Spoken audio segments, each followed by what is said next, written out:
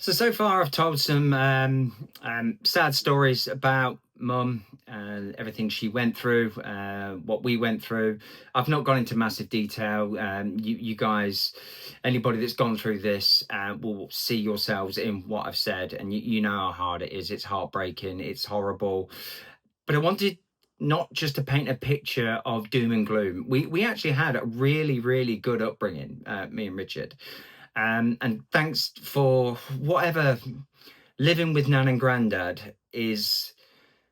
We would have been in completely different places if that not had happened. God knows where we would have ended up. But Nan and Grandad brought us up, and we had a really good life. We had no money. They should have retired. They're at retirement age. They don't need to be bringing up two kids, 7 and 5. But they are. They've made that decision to do that. That's good people. They are really incredible people to do that. They could have had such a great life, but they chose to take me and Richard back on. They've already had their kids and grown up and done the worked all their life, and now they're taking me and Richard on. But we had a great upbringing. It was full of laughter. It was full of fun. Me and Richard were monsters, and I don't mean that we'd go around eating people.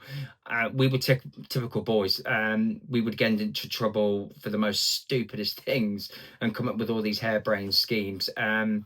A couple of Nanny Andy stories that will always stick in my mind.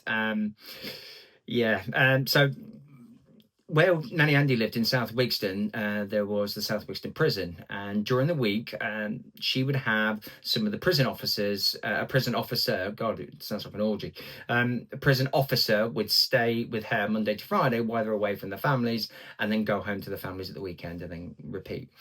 Well, so we didn't really get to see them only during summer holidays, which was fun. But one particular Sunday before we were picked up by Nan and Grandad, I thought it'd be funny to replace the sugar bowl with the salt bowl. Found that hilarious thinking about that. So I did it. And next, completely forgot about it, got picked up, went home and went to school. Didn't even cross my mind. And got home, and Grandad had come home early that day.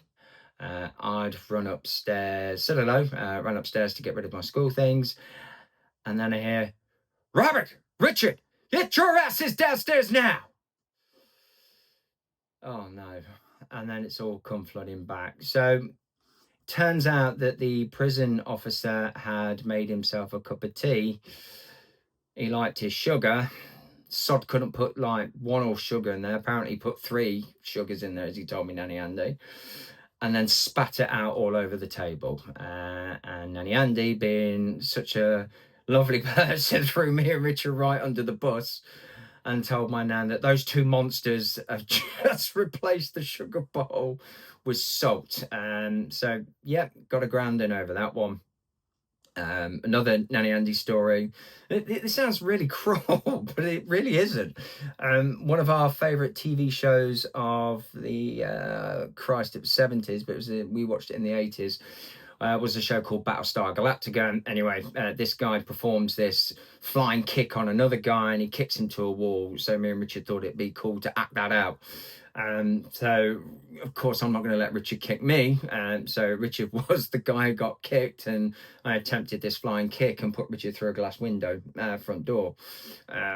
Thankfully, no, it wasn't hurt. The window was gone, but Richard wasn't hurt. So yeah, we got a bollocking over that one. Another story, despite the fact that we had no money, again, I keep saying that, I don't know why that's relevant. I think it goes to the characteristics of my nan and granddad that instilled on us that you can still be the poorest people in the world, but still find a way to find joy and happiness, and have some fun. So anyway, we weren't destitute. We weren't living off the streets. So we went to, Nan and Grandad took us to Spain, and we checked into this hotel. Really excited. Never been on a plane before. Me and Richard go out to the balcony. We're overlooking the sea and have a look at some of the boats. What the hell is this thing on the table? So yeah, it's a pair of manky false teeth. Ugh, what the hell? Richard has a look at it, and decides, without a care in the world, well, I'm not having that, and throws it over the edge. Okay. Margaret, do you know where my teeth are? Of course, they're my granddad's false teeth. Of course. Why would we not have ever envisioned that we're going to be granddad's false teeth?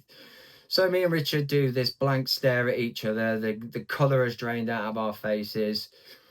Shit. Oh no. Right. Okay. And Nan, we're just going to go and check out the pool. Is it all right if we go and investigate downstairs, and then we'll be back up? Yeah, just be quick. We're trying to find your granddad's teeth. His swear blinds are on the table. Yeah, there were. So me and Richard legged it out the apartment, ran downstairs, tried to figure out the balcony, where the balcony was to where these teeth could have landed. And I'm praying to Mum, saying, "Mum, please help me find these bloody teeth, because this is going to ruin everything."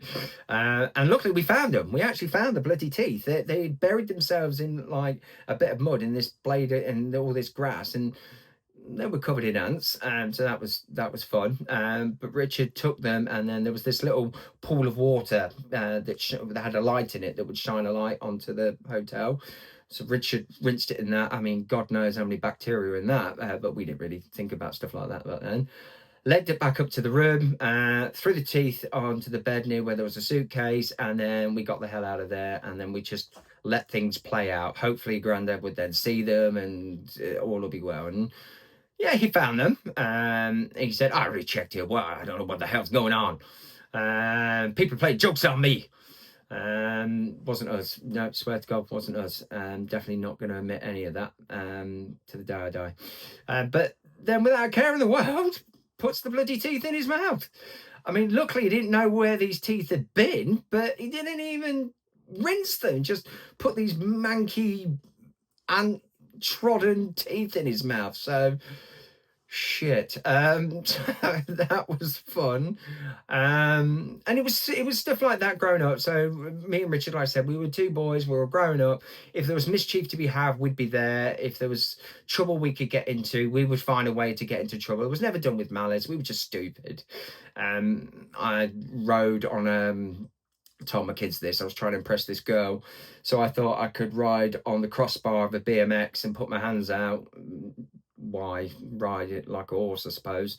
Yeah, I came off and went into a car and grazed my arm up, blood everywhere. So we were stupid boys growing up, but it was always a childhood of happiness. Lots of fond memories, lots of stories. I can't tell them all because you'll be here till 2029. But yeah, it was a great childhood, leading up to things that would then eventually happen.